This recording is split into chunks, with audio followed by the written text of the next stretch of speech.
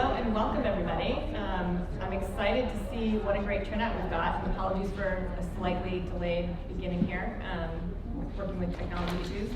My name is Cheryl Dahle, and I am the Climate Initiative Manager for Solutions Journalism Network, which I joined about a month ago. SJN is a nonprofit that works on training journalists so that they can be more effective in their storytelling and better fulfill their mission of writing stories that move people to action. And so that's the kind of work that we do. We are talking today about how you apply that kind of solutions lens to climate change. And this session is very much like a tutorial or seminar. We're going to dig into the how of that as opposed to just the idea of it. So you're going to get lots of tactical advice and some very specific insights about how to go about doing this work, not just thinking about it. I am joined by an amazing panel of folks with deep experience in writing and editing about this solutions lens through their publications. At the far right, my right, your left, is Bedard. He is the co-founder and editor-in-chief of BIOGRAPHIC. BIOGRAPHIC is a Nature magazine that is backed by the California Academy of Sciences and explores the wonder of nature and the promising possible solutions for preserving the earth. Next to him is MEKDELA MASKAL. She's the engagement editor for Covering Climate Now, which is an amazing resource for journalists that talks about how you think about and framing stories. And then PAOLA ROSA. She's a freelance science journalist and also part of the steering committee for the UPROOT project. So thank you very much for inviting us, folks. We're going to do a session with 3 different parts. We're going to talk about what solutions journalism is and what it isn't, why it's especially relevant to climate change coverage, and then how to find, pitch, and frame solutions. So SJN and our definition of solutions journalism is that it's rigorous evidence-based reporting on responses to social and environmental problems. So it isn't taking a side, it is noting that there are solutions and then analyzing them with a sense of rigor, the way you would a critical investigative report of a scandal, bringing that same kind of deep digging mindset. We say that has 4 pillars: response, evidence, insights, and limitations. Response to problem is sort of, here's what's happening, this is what's happening as a result of it, and then how did that come about? What's the background of how that response became a response? It provides evidence of impact, effect, and not just intent. It actually has to have some kind of movement toward something happening. That can be documented through qualitative or quantitative data. It produces insights. So the point of writing about solutions to some degree is so that you are noting things that others might be able to use, whether that's someone else who's trying to launch the solution, or whether it's someone who is reading about it and wants to deeper understand why it works. And then finally, you observe any limitations. So this isn't just non-critical reporting of here's some cool things going on, right? It's saying there are some key factors that could stop growth of this idea, or ways that it could fall short, or things that are missing from the solution. That analytical lens is part of it is okay. The other piece of that is that profiling a failure is still solutions journalism, because what you're looking at is how did that fail in some way from which there are still insights and lessons learned. You also can cover pilots that don't have a lot of demonstrated track record yet, as long as you are running it through that observation of limitations and sharing the data that they have so far. So this turns out to be pretty critical to apply to climate change, because journalists are not doing a really great job of fulfilling their mission where climate change is concerned right now. The understanding of climate change and kind of the engagement with it is growing. Pew Research shows that 72% of people in 17 countries are very or somewhat concerned that climate change will affect them personally.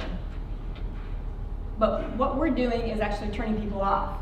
So this is a market research study by an organization called ACOS, and they found that news coverage is deactivating readers. An analysis of the IPCC report coverage found that 79% of headlines on 25 most linked to websites evoked fear, hopelessness, or overwhelm. That's what people's response was to these news items. And only 6% evoked hope, right? So what we're doing is showing people a dead end, and what we're doing is contributing to the conversation about it's too late. Whether we are consciously trying to do that or not, that is what is happening. So solutions journalism attempts to activate people to respond to problems. having people take action as a result of reading a story is ultimately what is the theory of change for journalism, right? Not necessarily a specific direction or directing people to do things, but offering lots of options and lots of possibilities, and then readers can figure out where they want to dig in. But showing them the way to some of those pathways is definitely in our wheelhouse. So this is one of my favorite SJN slides. It's just sort of acknowledging that we get stuck in this rut of there is a lot of bad news around climate. And so if we're just gathering what we hear or gathering the things from the reports, this is what our coverage is going to look like. But that's not what people want.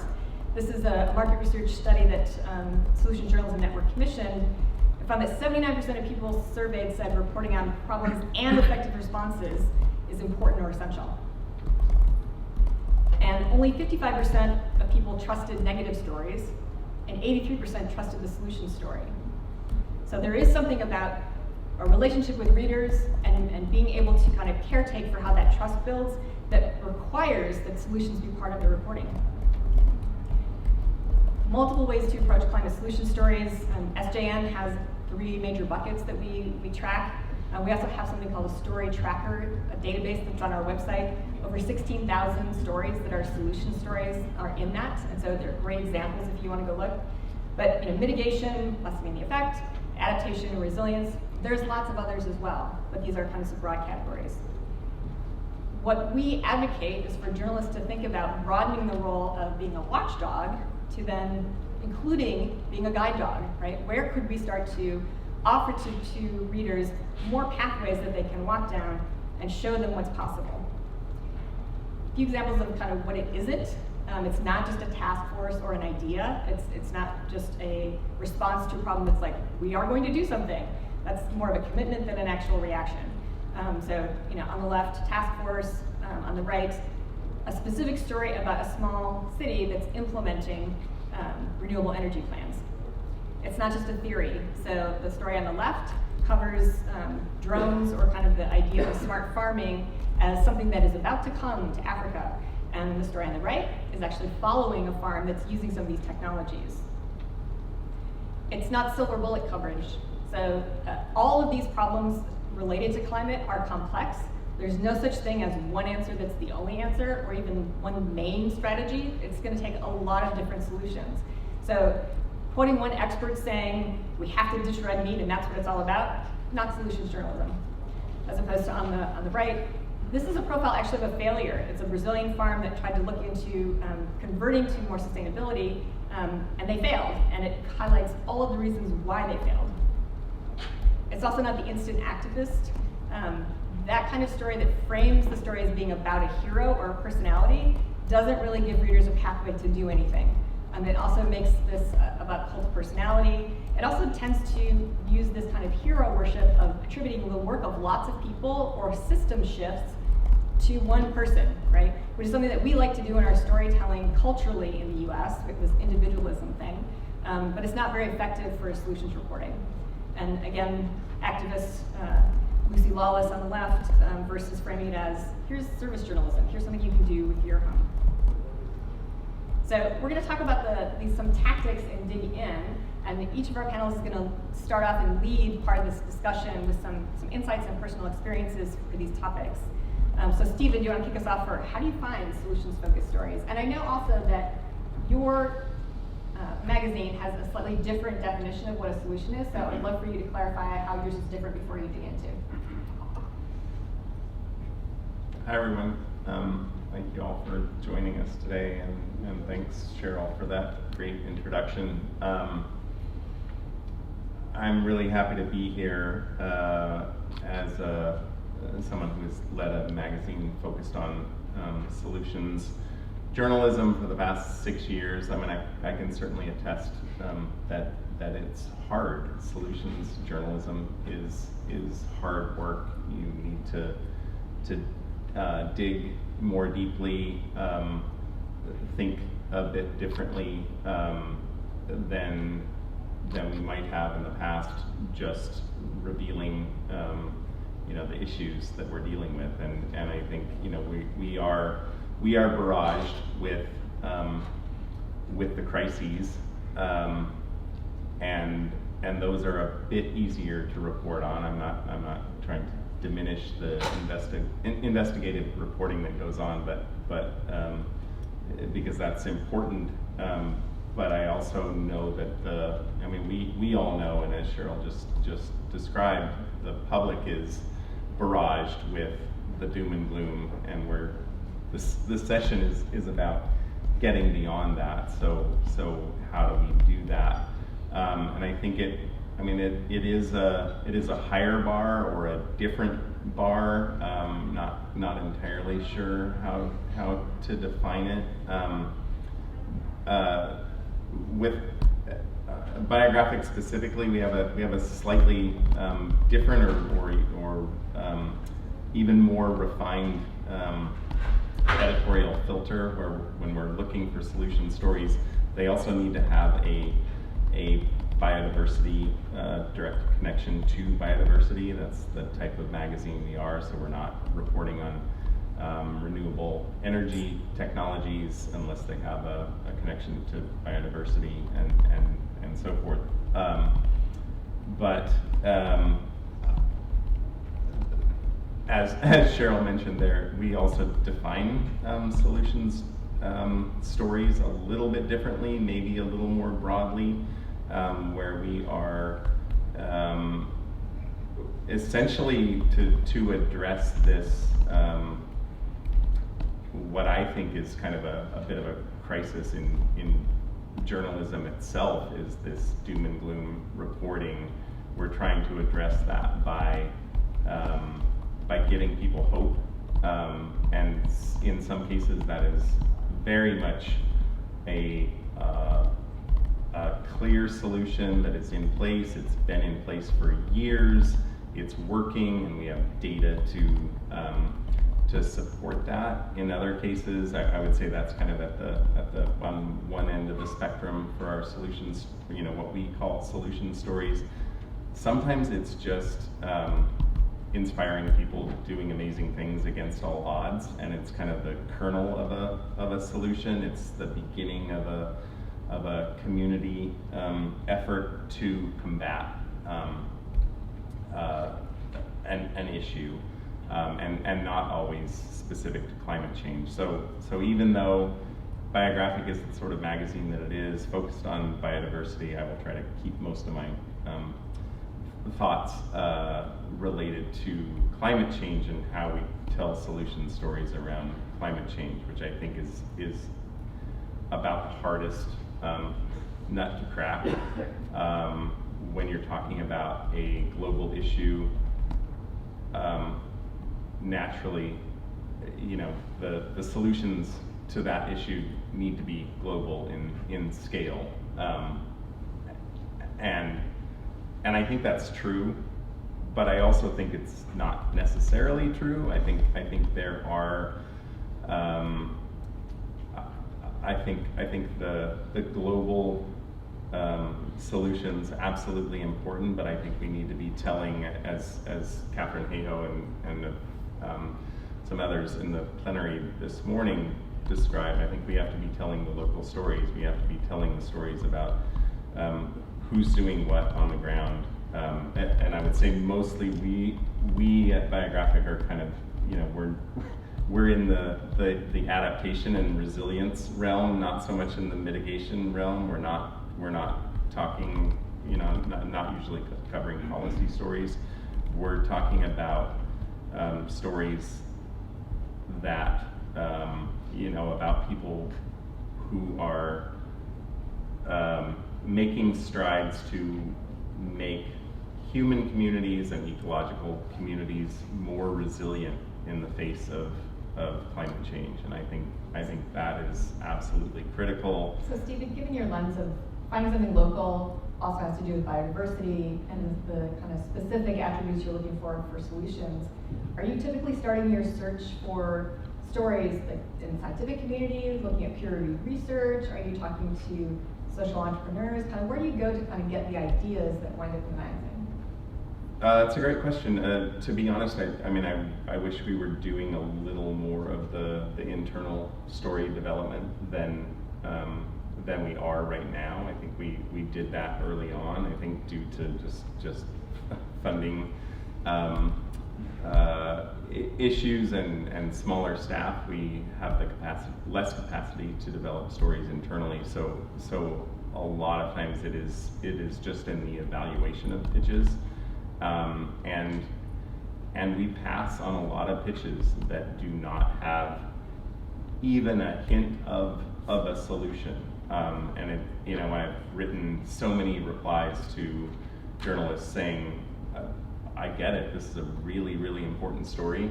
It's not the right story for biographic because we need, so what do we do? What is our, what are people doing about this? What are they at least thinking about doing? Yeah. But quite often, I would say, some are just a hard pass if we feel like there just isn't even a potential solution there. But we definitely work with journalists to try to develop that, to try to dig more deeply, to look into what people are doing to address the problem. So do you have examples where a journalist pitches something that kind of is a little off from not being about solutions, and you work with them to shift it? Yeah. Let me think about that briefly. I mean, I think I may not be responding directly to your question, but I do have a couple of examples of stories that I think are just that fall into the realm for us of a solutions story, whether they began that way or not. I'm not sure off the top of my head, but in some cases, like I said, we're looking for stories where local communities are doing amazing work against all odds and kind of at least bolstering their human community, and again, like ecological community. I think we try very hard with Biographic to make it clear that we are not apart from, but are a part of ecological communities, and that we rely heavily on them, whether it's fisheries, whether it's rainforests, and so we try to tell those stories of where these local communities are trying to at least make their ecosystems stronger. I think there are interesting stories to tell in the wildlife world, in animals, than their responses to and their essentially their own behavioral solutions to climate change, whether it is a range expansion or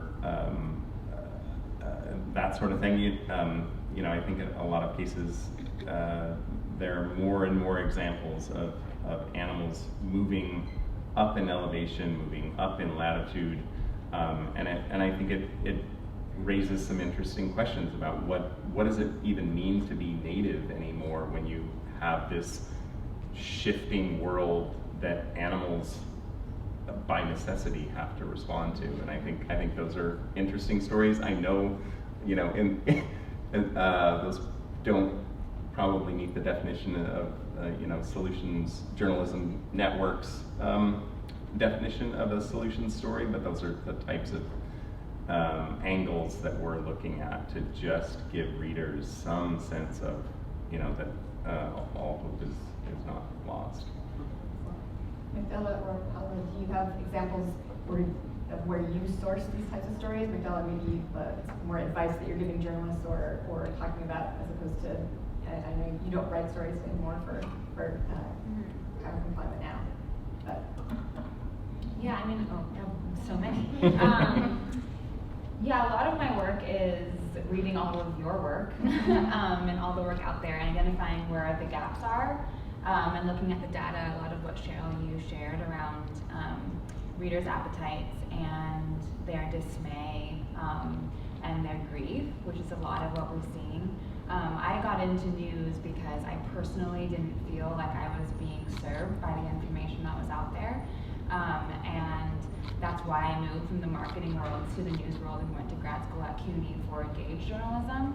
And the idea of engaged journalism is that stories should start with communities and should start with their information needs and then go from there.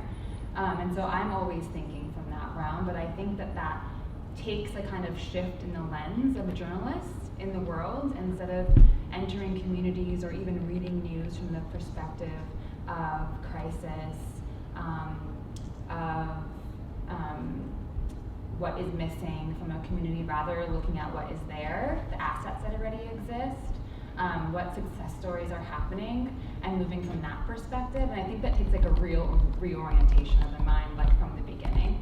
And then from there, I think when I'm looking at what news coverage exists, it's helpful for me to like have some categories in mind, not because these categories are necessarily the way that news is siloed, but it's just helpful to like keep in mind. So for solutions, I think, there's like the technical solutions, then there's the policy solutions. I think those take up actually like too much space. I think there's also like community and activism solutions, like what are the organizing that's happening on the ground, and it's a lot more than just protests happening, right? And I think there's a lot of coverage that can be done on what's happening on the ground and those organizing principles. And then within I think the larger categories of those are like mitigation and adaptation. And I think that both are important, and it's not really even helpful to hold those binaries in the reporting, because both need to be taking place, and rather it's just about explaining what those are and what fits within them for someone in their lives. I could keep going, but I think, yeah. I'll piggyback off what my panelists kind of said just now, and that in terms of kind of like the more practical way that to approach sourcing. There's like so many groups, environmental justice groups throughout the U.S. already doing so much work, and I think for solution stories, characters, people are really such an important integral part of solution stories, and I think it's often a good way to start talking to people and just be like, what are you working on? What is your community working on? What do you know? And follow organizations that are doing good work online. That's kind of. So I think all three of you kind of have this idea of starting with communities, even through the lens of something that provides hope. So wanting to create a specific reaction for readers, and then both of you have talked about getting to the community to actually source ideas and stories. And I'm in the other research that was part of some of the studies that I cited pieces from, there's information about how newsrooms have been historically pretty lousy at kind of cultivating good connections with the community, and specifically communities of color or places where the climate impacts are landing asymmetrically and worse. And so I'd love to hear when you talk about going to the community and asking for ideas, or kind of having the ideas bubble up, what does that look like on the ground? Is it in conversations with sources that you've had long-term relationships who are giving you ideas, or is it doing outreach to places that you haven't ever touched on before? I'll jump in. I think it's a mix, but I think in what you pointed out in terms of like how newsrooms approach communities is very important, and I think the problem of diversity in newsrooms, I think, has contributed to kind of that separation or like that extractive nature of it, of that kind of reporting. And I think it's just really important to like let those communities tell their story, and you're kind of like facilitating and uplifting their voices. But just being wary of there's a power you have as a reporter telling their story, and just being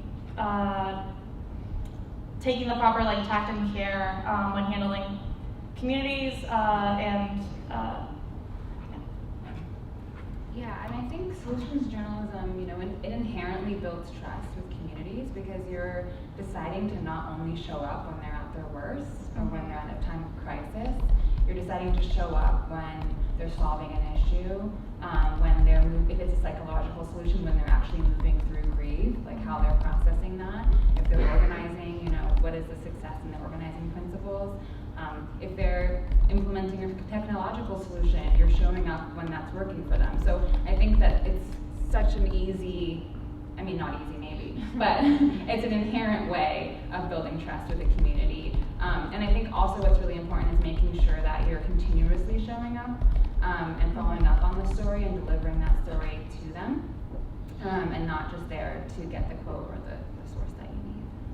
And we'll talk about this a little later, but I just want to flag that some of what's being discussed here is a shift in the role of journalists and in the kind of responsibilities or the mindset of what's my job, right? Because the idea that you should be thinking about the reactions people have to your stories and listening to them, thinking about cultivating hope, like thinking about what their reaction is going to be and being intentional about what you want that reaction to be. Those are things that very often haven't been part of the way traditional journalism is taught, right? And I think this is an evolution happening in response to the needs of society changing, the nature of media changing, and it means starting from a very different mindset. So we'll talk a little bit more about that later, but I just want to mention, they're talking about a shift here in what's your job, which I think is really fundamental. So PAOLA, as a freelancer, I'm imagining you're up against editors who are really stuck with that negative lens very often. How do you pitch your stories to get them to take them? Yes, yeah, I agree. I think there's a comfort in like the narrative that we, even though it's kind of like an upsetting narrative, it's just like the status quo, the go-to way to tell the climate story, the climate narrative. So yeah, I think there is a little bit of hesitation from editors. Sometimes, not always, and some newsrooms are doing really good work in prioritizing solution stories. But yeah, I think there's an inherent tension there, and that they're just used to telling, they're comfortable with the story that they're used to telling. But when it comes to like pitching, approaching a publication to editors, I think, like we just said now, well, back up. First, I'll say a lot of publications have resources that kind of like lay out guidelines of what they expect from a pitch. So I mean, I encourage you to like look at that, try to like get the general aura of what they want. But beforehand, I think it's important to invest time to like research the topic you're speaking of, but prioritizing not really a topic, more of a story. And like I said earlier, when we were talking earlier, including characters to like really push that story forward.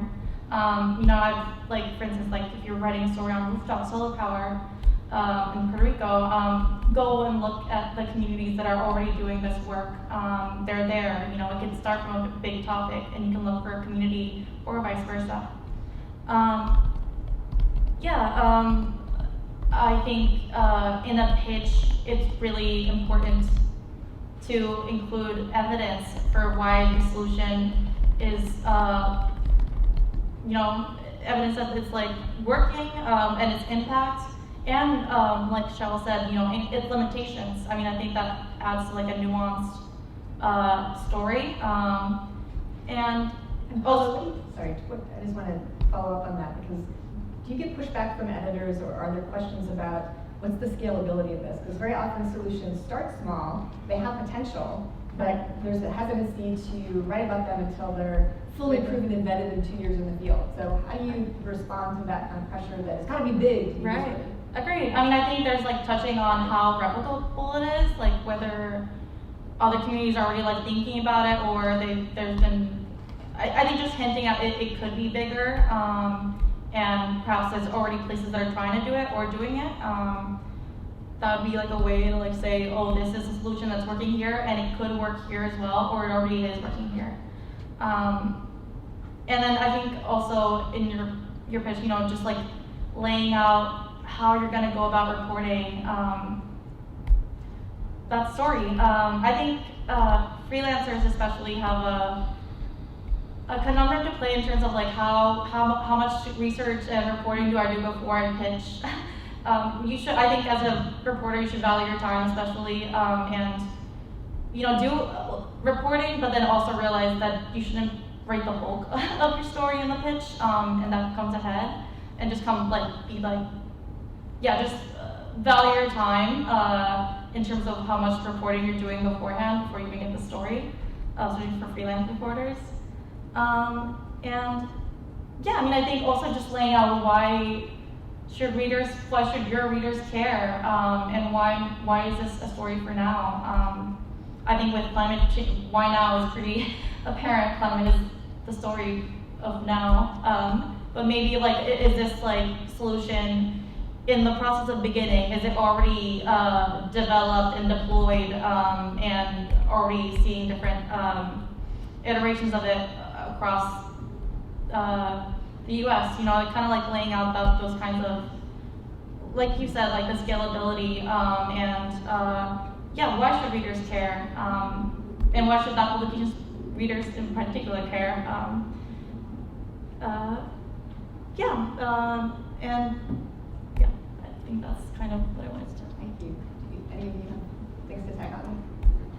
Yeah, I can speak from the perspective of the big bad skeptical editor.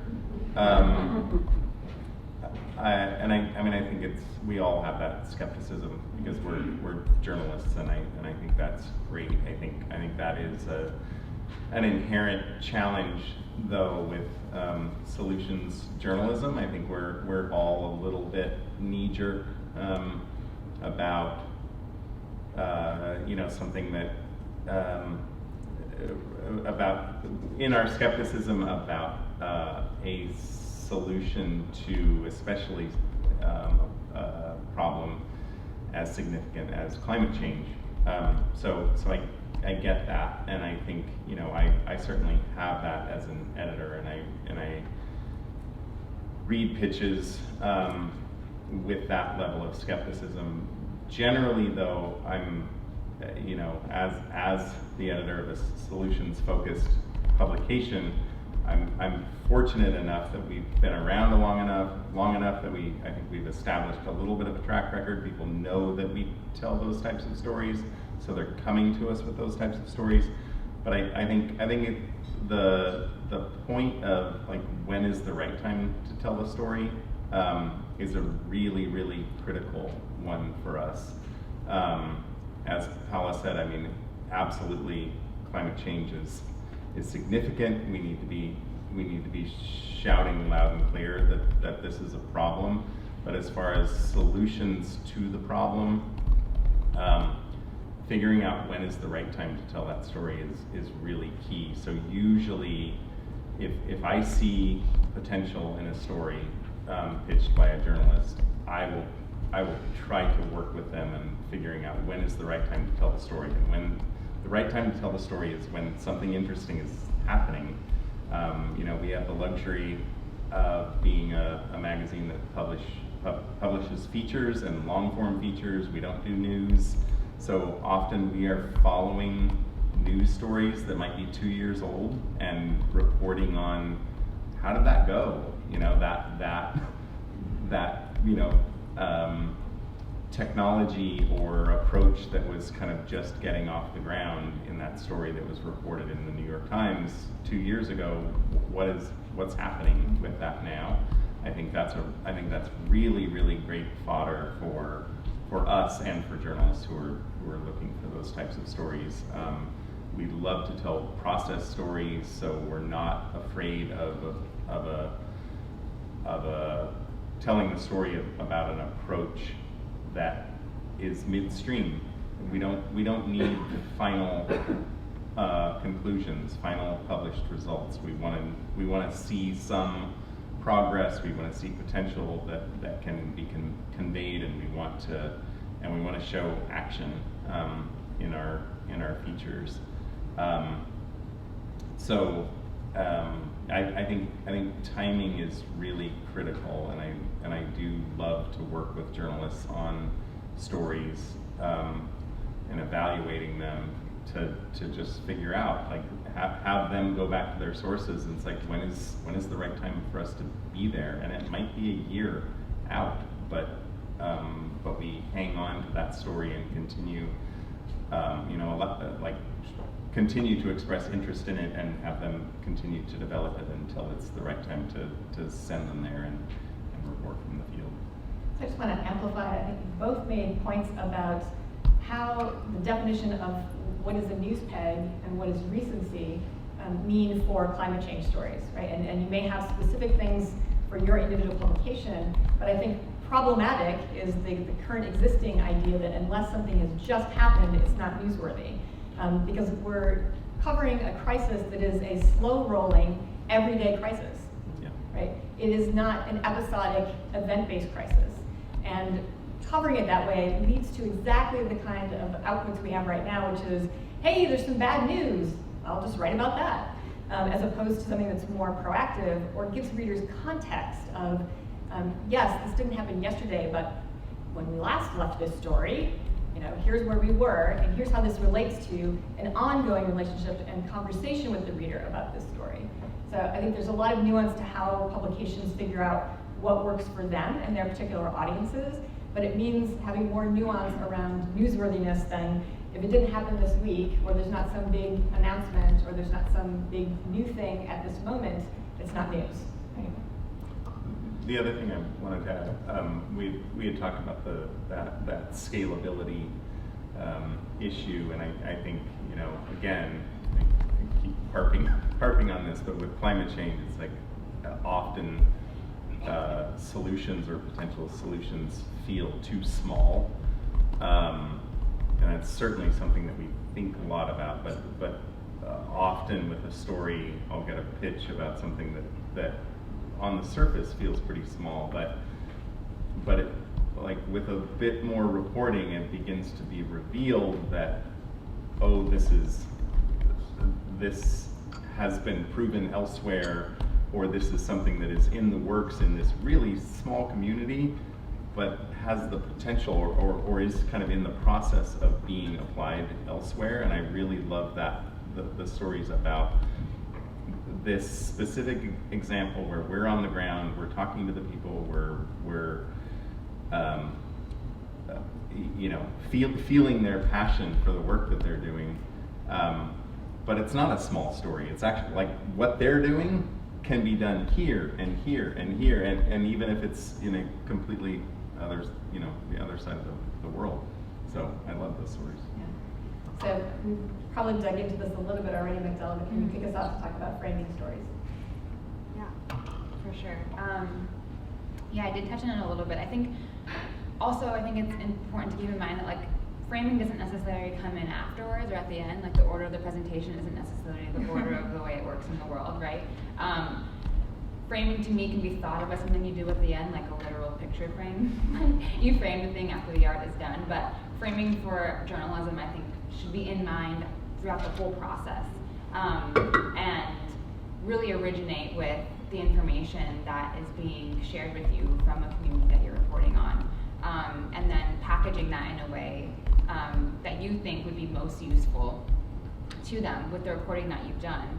I think, you know, after I've already gone through kind of like the categories of solutions journalism and being adaptation and mitigation, and then the types of solutions journalism being like the subject matter that it can cover, technological policy, etc.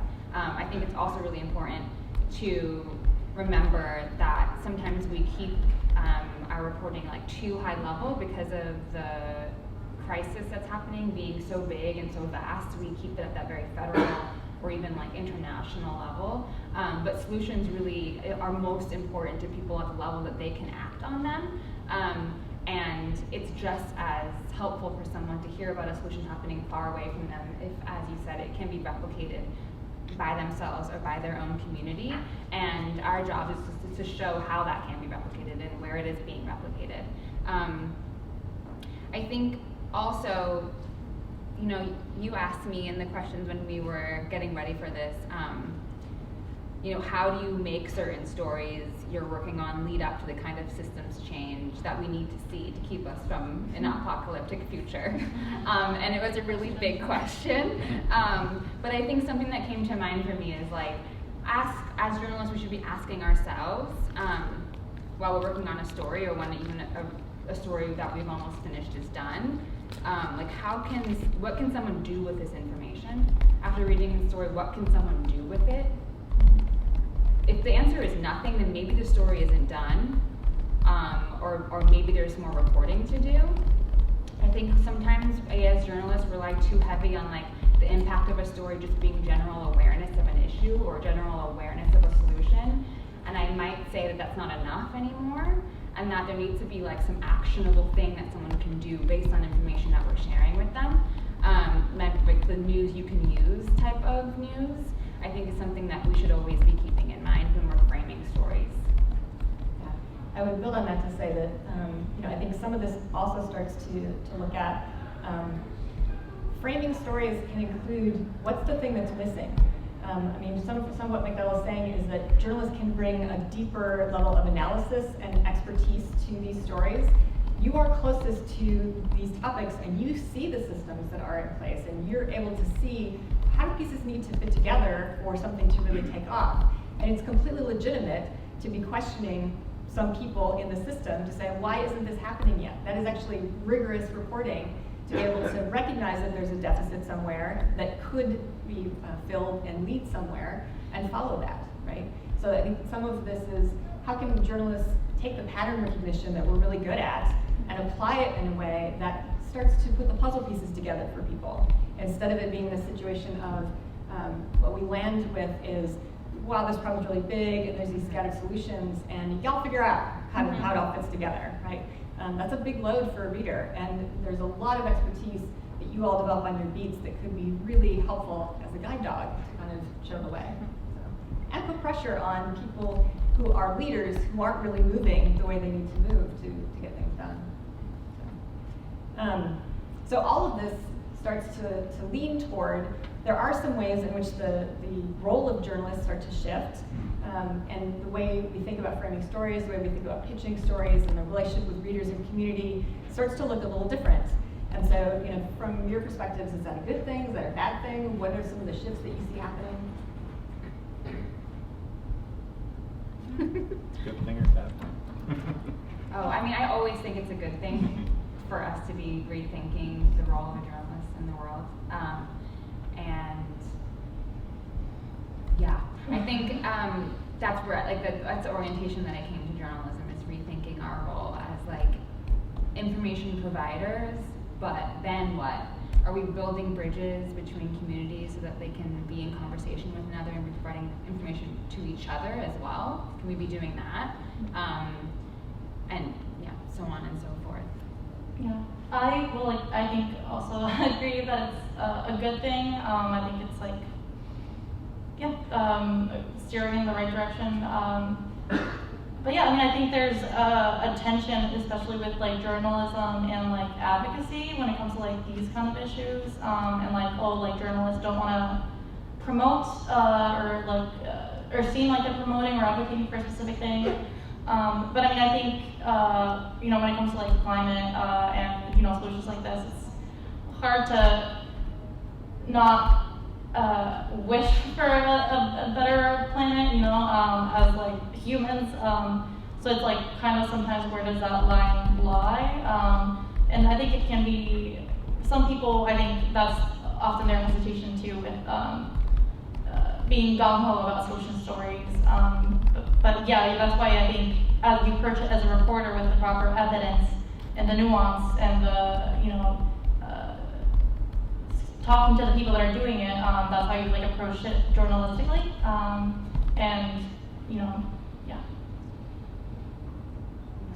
Yeah, I absolutely think it's a good thing. I think I, as an editor, am in a slightly different place, and I don't know. I hate to even use this term, but I'm struggling to find a better one. But a little bit of a gatekeeper when it comes to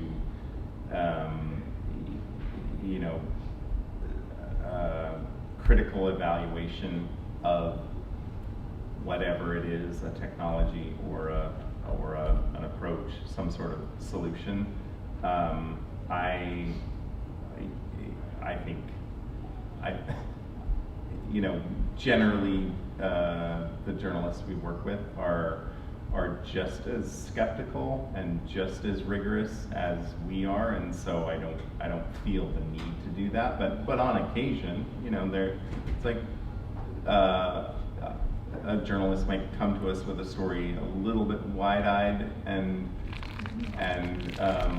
you know, in love with this idea, and we have to ask the hard questions, or have to, you know, we have to prompt them to ask the hard questions. And I mean, I don't find that to be a heavy lift.